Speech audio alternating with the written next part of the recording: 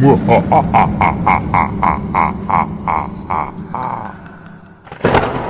sa inyo, YouTube. Welcome, JMX TV. Matagal-tagal tayo hindi talaga nakapag-upload. Pero ngayon, makakapag-upload na tayo. Kasi 5 days off ako ngayon. 5 araw na day off. Sarap. Pero 7 days akong pumasok sa trabaho. Siyempre, alam nyo na, bills, bills dito sa Amerika, maraming bayarin. Na kailangan magsipag tayo. Bawal tamarin kasi maraming bayarin. Tandaan nyo yan, guys. Dito sa Amerika, puro trabaho. Trabaho, bahay. Pag may time mag-basketball, basketball. Pag may tapos sa basketball, uuwi. Tulog.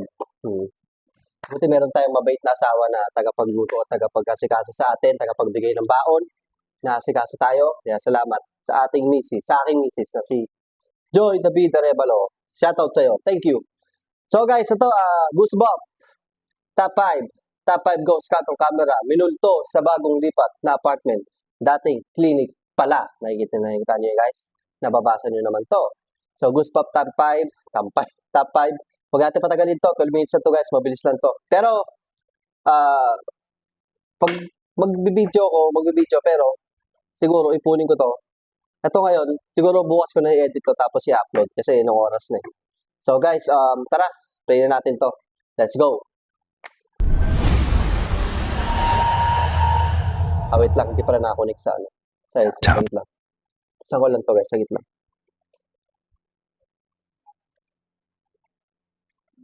Hindi pala nakakonik yung headset ko. Sorry. Yan, let's go. So tara, let's go. 5 ghosts caught on tape. Invisible customer.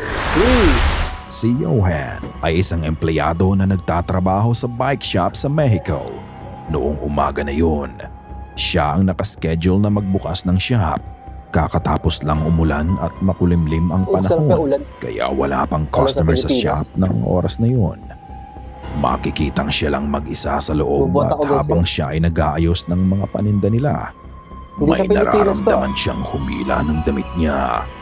Chinek niya ang kanilang CCTV para imbestigahan ang nangyari. At ito ang kanyang nakita. Bukas ko na edit to guys para may gawin ako sa umaga. Pagising ko ng umaga, edit ko to.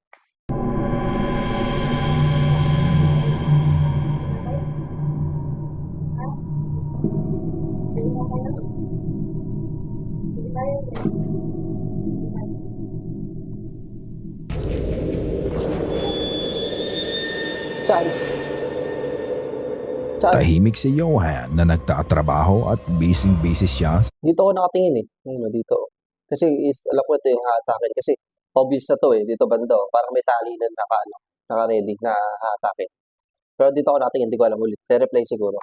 Pag-aayos nang bigla na lang may kumila sa hood na kanyang suot. Dito pala sa hood. Unti-unting gumalaw mag-isa ang kanyang hood na para bang may taong humahatak dito. Sabi niya sa CCTV parang bahagya lang itong gumalaw. Pero ramdam na ramdam niya ang paghatak dito. Kaya napalingon agad siya sa likod niya nang maramdaman niya to. Pag zoom out ng camera, you can see na wala siyang ibang kasama sa shop. Wala isipan pa din sa kanya ang nangyari hanggang ngayon. The school restroom. Ang video ng inyong mapapanood recorded sa loob ng isang paaralan sa US. This video was filmed by a male student who attends the school. Isang araw, tumakas siya sa kanilang klase at nagtago siya sa banyo ng paaralan. Doon siya naghintay at nagpalipas ng oras. Habang siya ay nasa banyo, nakadinig siya ng mga kaluskos at paggalaw. Mabilis niyang tinignan ang kanyang paligid pero wala siyang nakitang pumasok sa banyo. Nakaramdam siya ng kaba sa nangyari at dito niya inilabas ang kanyang cellphone para mag-record. Nah, y'all ever been in a bathroom skipping alone, bro? This shit is crazy. So I'm in here, bro, just alone, and it's like mad weird, bro. Cause like, what did you? Ano? Ba, day off ka? Yung tinapay? Antayin nyo ako, sama ako. Some monster or some shit just pop up on me. That shit would be crazy, bro. But I don't know. Like there's nobody in here. You can calm down and shit. Nakakatakot I dyan, don't even guys. know, bro, but yeah, there's nobody right here, bro. But this shit is crazy, bro. Tanga, naggabi na paano ako nakapasok dyan? Ano ka, estudyante? Naggabi na to eh. I don't know, but Ano that to, shit mad abandonado? weird. No? What the fuck? What the fuck? Ano to, staff? When he checked the stalls in the restroom, you can see that they were all empty. However, pagbalik niya malapit sa pinto ng banyo, ang stall sa dulo na bumukas. dapat ay walang tao, bigla na lang may nagtulak pabukas nito. Sa pagbukas ng pinto ng stall, makikita ang maabong kulay na kamay at ito ay mabilis na bumalik sa Uy, banyo. putang ino, katakot. Pagkatapos noon, isang mukha ang sumilip at ito ay sandaling tumingin sa estudyante. Legit to. Mahirap naman to kasi paglabas niya, naglalakad siya sa papuntang pinto tapos sa may salamin. Ganun siya.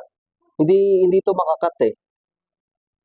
Tsaka tumingin siya sa ilalim eh. Wala naman. Tsaka dun siya sa pinakatulo eh. Paano makikita yung tao dun? Pag ganun niya, bilang sulpot ng bilang bumukas yung pinto, tingin ko legit siya kasi marami talaga mo dyan sa school. At bago pa siya tumakbo palabas ng banyo, makikitang muli ang paglabas ng unknown entity. Ito lang ang nag-iisang post niya sa kanyang page at hindi na natin alam kung ano pa ang mga sumunod na nangyari.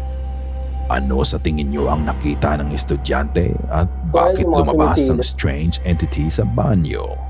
Ikaw na ang humusga. Apartment Orb. Ang nag-post ng video na ito ay kakalipat lamang sa bagong apartment niya. Ayon sa kanya, may mga gabi na nakakarinig na lang sila ng malalakas na kalampag na nanggagaling sa loob ng apartment. Isang gabi, habang sila ay nagpapahinga na, narinig nila ang malakas na kalampag na nanggaling mula sa sala. Pinuntahan ng kanyang kasama ang sala para imbestigahan ang mga nangyayari, pero wala naman siyang nakita. Dahil gusto niyang makasiguro na walang ibang tao ang nakakapasok sa apartment nila, tinignan nila ang ring footage nila. Naggulat sila sa kanilang nakita.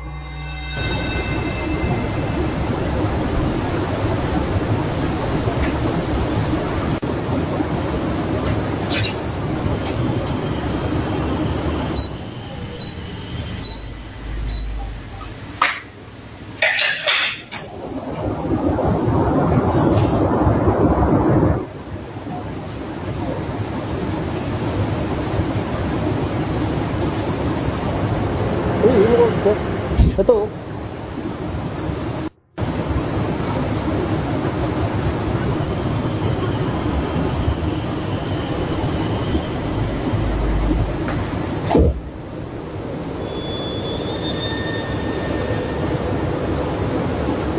Sandaling chinek ng kanyang kasama ang kwarto at sinecure na din niya ang pinto ng apartment dahil wala siyang nakita. Bumalik din siya agad sa kwarto. Orbs, totoo yan eh. Kaso di ko alam yung explanation dyan. So kayo na bahala mag-search. Konti lang kaalaman ko dyan eh. So kayo nang mag-search para sigurado. Habang sinasara niya ang pinto ay ang bigla namang paglitaw ng orb sa Posible bottom namang right insekto corner yan. ng video. Ang orb ay lumapit sa kanilang pusa sa ilalim ng lamesa. Strangely enough, Nakita rin natin ang ito ay pusa. tinignan at naramdaman ng pusa kaya ito ay lumakad papalayo dito. Legit to. Pero sinundan pa din ng orb ang pusa. Makikita mo ang pag-iwas ng orb sa mga paa ng lamesa at silya. Ang orb ay aware sa mga bagay sa paligid niya.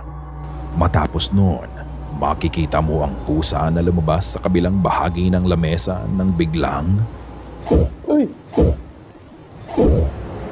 ang pusa ay bigla na lang nawala sa frame na parang may humigop dito at kasabay nito ay ang malakas na kalampag na maririnig. Bukod doon, may maliit na ilaw din ang bahagyang nabuo sa likod ng computer monitor. Ayon sa uploader ng video, ang kanilang apartment ay dating clinic bago ito gawing apartment complex. What? Ano sa tingin nyo ang orb na nagpakita sa video? Ito ba ay kaluluwa ng dating mga pasyente sa clinic? Ikaw na ang bahalang Posible humusga. namang may namatay ba sa meron bang pag-ano ng ngipin? Sa anesthesia? Kasi pwede rin. Kasi anesthesia pwede rin, ano yan eh, cause ng heart attack eh. Yung mga may diabetic o heart attack, ganyan. Pag bago ka, ano, hindi ko alam. Mga ka-Goosebumps, may maliit na request ako sa inyo. Please help my clothing brand Verb Cypher grow sa social media. Please follow us here. I need your support more than ever. I'm hoping na mapalaki natin ang clothing brand ko na someday isa ito sa mga kilalang brand sa buong Pilipinas. Ang mga kasama Night Round. Ang uploader ng video ay security guard sa isang kumpanya sa India. Isang gabi, ang mga kasamahan niya ay nagra-round sa paligid ng kanilang gusali. Ito ay isa sa kanilang mga routine na normal na nilang ginagawa. Tahimik ang gabi at makikita ang guard na umiikot sa gusali. Habang sila ay nag-iikot, ang isa sa kanila ay napahinto na lang nang may mapansin siyang kakaiba sa kabilang bahagi ng pader. Habang siya ay nagmamasid, nagulat na lang siya sa kanyang nakita. Kita niya. So,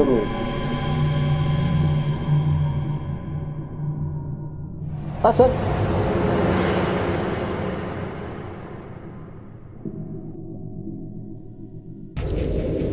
Ay! Ina.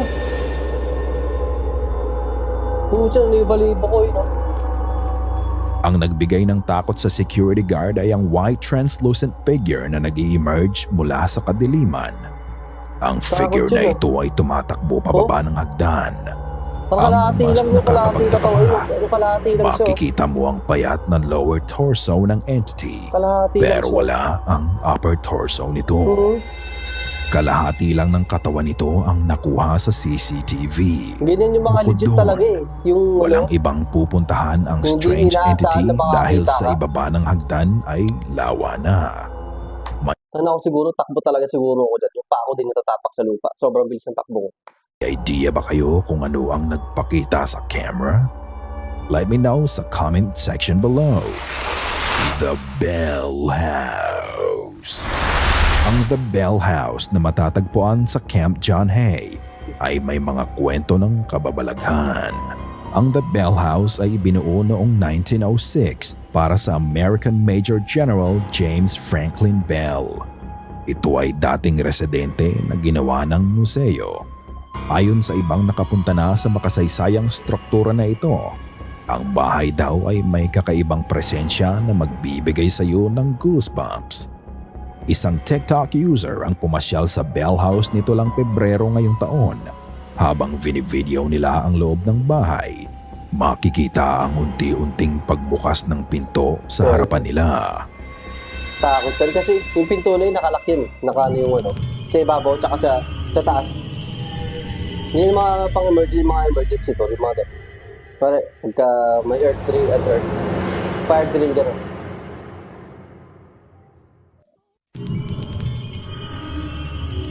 Tingin sa taas. Mabigat ang klase ng ganitong pinto lalo na ang mga gawa noong early 1900s. Sarado din ang mga bintana at wala kang mapapansin na paggalaw ng mga kortina. Bukod doon, may nagsasabi din na unti-unti bumaba ang knob ng pinto as if may nagbubukas nito. At pagpasok nila sa pinto, nagkaroon ng glitch ang video kaya ito ay medyo lumabo. May mga kasabihan ng mga paranormal enthusiast na kinukuha ng multo ang energy mula sa gadgets para makapagpagalaw ng mga bagay o di kaya ay makapag-manifest. Naniniwala ba kayo na ito ay isang paranormal phenomenon? Naniniwala ka ba na maraming ligaw na kaluluwa sa Baguio? Paano bumukas? Share us your stories below. Salamat sa panunood at kita-kita ulit tayo sa susunod pang mga videos. Paano? Ay, See ya! San? Wala na. Tama na kami ng Walmart. Ay, naka. So guys, salamat sa panonood at huwag niyo kalimutan mag-like, mag-subscribe sa aking YouTube channel. So bukas, mag-ano ulit tayo, mag-reaction video. So punta muna kami Walmart. So guys, maraming salamat. Bye-bye!